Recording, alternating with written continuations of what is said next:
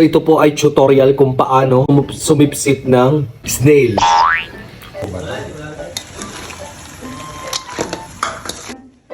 At eto na nga mga manay, yung nilutong ginataang snail.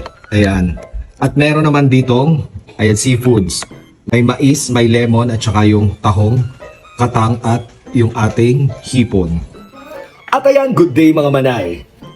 Samahan nyo akong mamahaw. Mamaya pa talaga ang kainan namin actually. Kumuha lang ako ng pakaunti. This time, hindi ko to luto. Luto ito ng jowa ni sister. Yan, si Lexa. Masarap din talaga magluto. So iba ang version niya dito, parang version niya ng seafoods dito sa ginataang snail. Alam na naman natin to sa Tagalog, so gumagamit na lang ako ng term na snail para hindi ma-misinterpret. Kasi alam naman natin ang Tagalog dito sa snail ay, alam nyo na. Sa ibang bayan, may tumatawag ng iba ang pangalan nito sa kanilang bayan. Yung iba kuhol ang sabi, iba yung kuhol po dito sa amin. So ayan, may iba-ibang itsura ng mga snail na kinakain dito sa Pilipinas. Better kapag alam yung hindi kinakain ay wag nyo nang subukan para safe kayo. So ngayon, dahil ako'y mamamahaw lang, hindi po talaga ako kakain ng more kasi maya-maya sabay-sabay na kaming kakain ng hapunan. So sa madalit salita, ito ay kupit lang, charot. Ayan, ang ating snail na pinuputol po yung bandang dulo. Yung baba. Tapos yung taas, yun po yung ating sisip-sipin para lumabas yung laman. So ito po ay tutorial kung paano umutot o sumipsip ng snail. Pamantika po ito sa gata. Ayan. Wow! Napakasarap.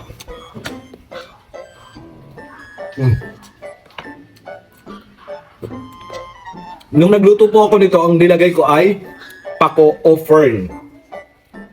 Fern po, yung pako po na gulay. Yung green. Yun mga manay, na may gata. Yun ang inilalahok dito madalas. Dito sa amin sa Quezon Province. Awan ko sa iba kapag nagluluto nito. Pero ang katambal nito madalas dito, sa mga magluluto ng snail na to, ay pako. Yan. Napakasarap nun. Na gulay. Gulay po ang tinutukoy ko, hindi po yung katambal ng hammer. Not that.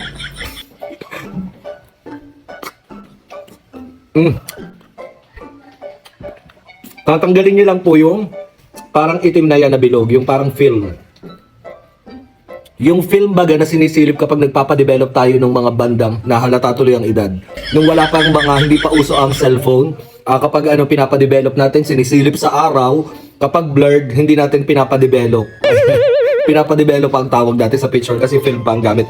Ayan, kaya natin napag-usapan yun kasi kamukha nitong bilog na tinatanggal sa unahan. Yun yung nandito sa bibig nung snail natin. Ayan, itong dulo yung tinatanggal.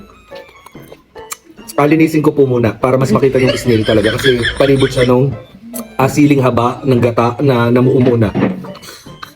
Ayan. Nandito po yon yung film na yon, yung itim na pinakita ko, film-like. Ayan yung pinuputol sa dulo para magkaroon ng hangin. Yan yung air para makuha natin yung laman. Ayan. Maanghang-anghang kasi, hindi lang pala maanghang-anghang, maanghang talaga, ayan, siling haba. Pamantika talagang maliwanag sa gata. Yun. Sinipsip ng gata sa, wag nyo nang ituloy ha, sa snail.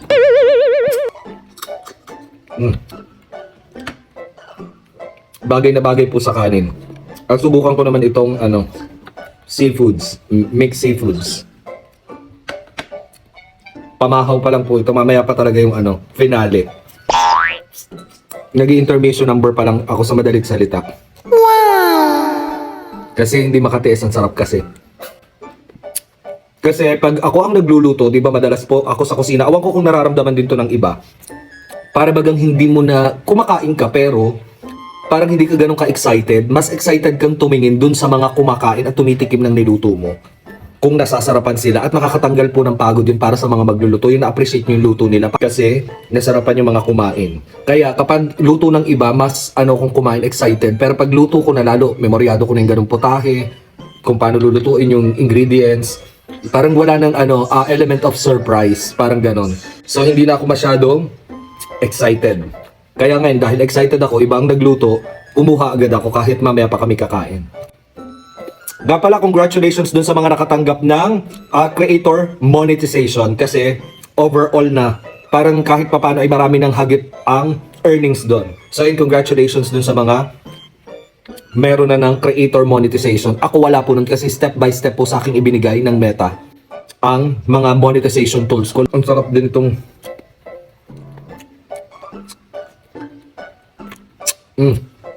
may pa-lemon. At syempre dahil hindi pa nga ako kakain talaga ng bongga kasi may pinali pa mamaya. Grabe yung laman ng tahong, ang liit. Pag tinignan pala natin at binuka yung tahong, ay tabingi yung lagay, tas ang liit pa.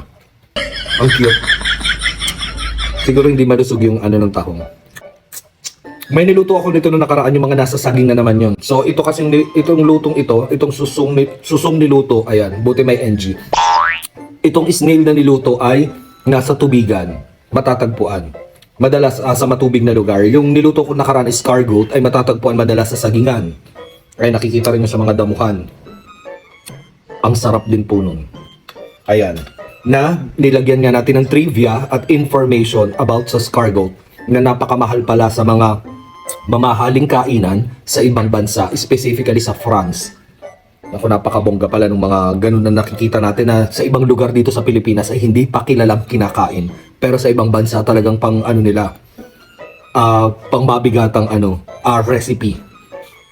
And with health benefits din ito mga snails natin kasi mataas ito sa protina.